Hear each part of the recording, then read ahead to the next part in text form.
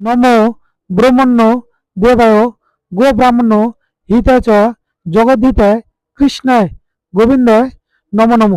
এই প্রার্থনা মন্ত্রটি প্রহ্লাদ মহারাজের কণ্ঠে গীত হয়েছে ভাগবতে। তেমনি দেবরাজ ইন্দ্র যখন কুপিত হয়ে ব্রজবাসীদের জলমগ্ন করে মারার প্রয়াস করেন, তখন ভগবান গোবিন্দ তার কনিষ্ঠ আঙ্গুলি দ্বারা গোবর্ধন পর্বত উত্তোলনপূর্বক ব্রজবাসীদের রক্ষা করেন।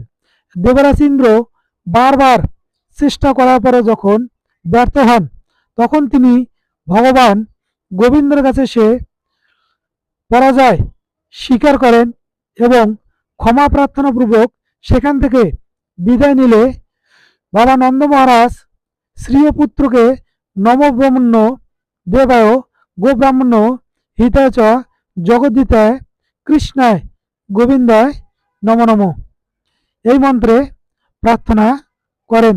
রাধে রাধে।